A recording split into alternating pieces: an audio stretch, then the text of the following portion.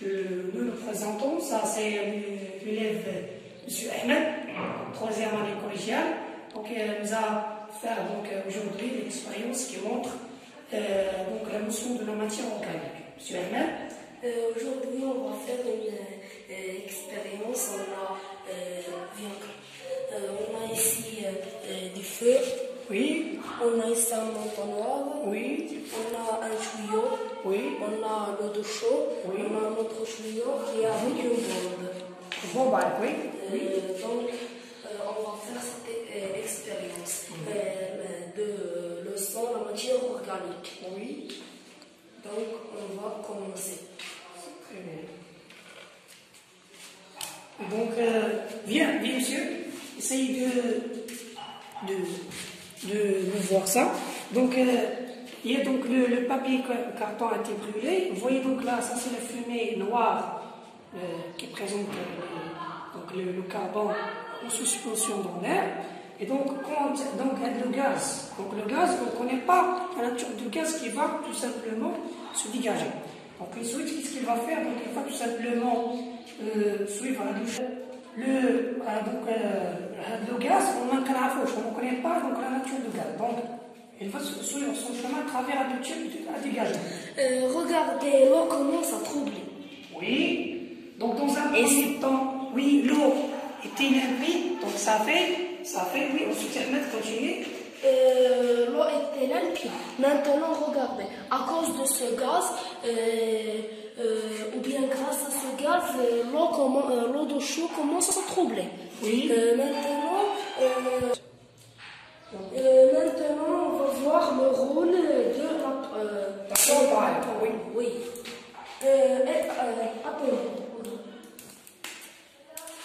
Vous voyez, donc, tout simplement... on a ici un entonnoir qui prend ce gaz-là. Oui, vous voyez donc c'est ce qu'on appelle le cendre ici, là-bas, un cendre. Pourquoi? Parce que la combustion n'est pas complète, ça veut dire que la quantité d'oxygène est insuffisante. Monsieur, on commence maintenant. Oui, tu peux tout simplement donc attirer donc, la pompe pour dégager le gaz qui va tout simplement se stocker ici. Ici, la couleur de plastique commence à rouiller. Oui, donc... Oui. Et donc, pourquoi on utilise la pompe? C'est pour, comme je vous ai dit, donc pour... prendre ce gaz. Pourquoi? Parce que si on n'a pas de la pompe, le gaz il va revenir en arrière, il va tout simplement, il va tout simplement prendre la position de dioxygène comme ça. On va tout simplement toucher la réaction. Il ne faut pas toucher la réaction. Il faut laisser la réaction comme ça. Et le tube à dégagement donc, va tout simplement, il est tout simplement donc, dans l'eau d'eau chaude. Donc l'eau d'eau chaude tout simplement arrive à de l'eau, donc qui appelle la dissolution. Oui. Monsieur, une minute. Aussi qui veut faire cette expérience et qui n'a pas l'eau d'eau chaude, nous on a pris le chaud ici, le gire. Oui. On a pris aussi une quantité d'eau.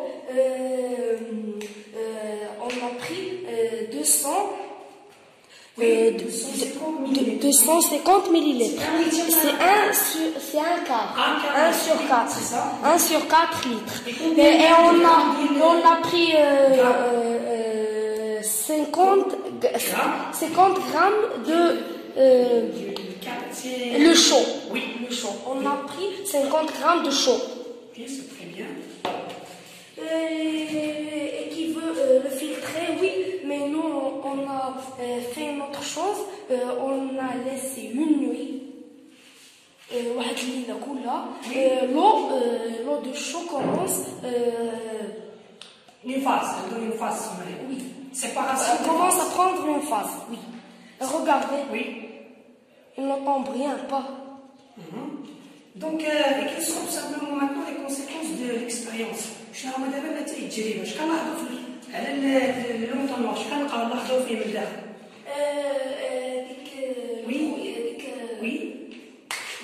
La pluie. Oui, c'est ça.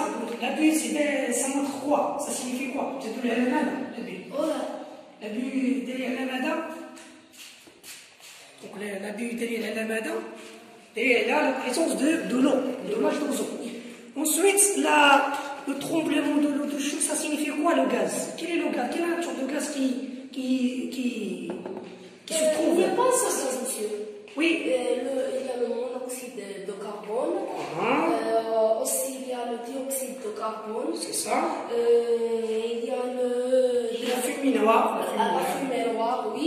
Et il y a l'hydrogène. C'est très bien. Monsieur, on commence le rôle de la pompe maintenant? Oui. Regardez ici. Oui. Donc on tire la pompe pour dégager le gaz. Viens ici. Donc, pour ne pas... Et ce n'est pas le tuyau de la pompe. Regardez le tuyau de la pompe, c'est celui-là. Parce que à l'intérieur de la bouteille ou du flacon, regardez, c'est le tuyau de fumée. Regardez maintenant. Il y a un gaz. Il y a un gaz qui sort à travers. Ensuite, on va faire... Maintenant, on va essayer de présenter ça avec sous forme de réaction chimique. Oui. Donc, monsieur, qu'est-ce que nous avons ici? On a le papier de carton, plus l'eau nous donne comme produit l'H2O, la buée, qu'on a trouvé dans l'entonnoir, aussi le CO2, l'eau de chaud, et aussi le carbone, la fumée noire. C'est très bien. Donc, dans les réactifs, il y a le papier et carton, il y a le dioxygène. Oui. Donc, notre objectif, c'est de savoir quels sont les différents constituants et les atomes qui forment le papier et carton. Donc, d'après les lois de la conservation des atomes en nombre et en genre de la réaction chimique, quels sont les atomes qui forment le... Et si on a une plus, ça veut dire qu'il y a d'autres gaz. Oui. Comme le monoxyde de carbone, on a dit l'hydrogène, on a écrit le carbone, on a écrit le dioxyde de carbone, on a écrit l'eau, l'H2O, l'oxygène est dans les réactifs, le papier de carton est aussi dans le réactif. Et dans les produits, on a plusieurs gaz.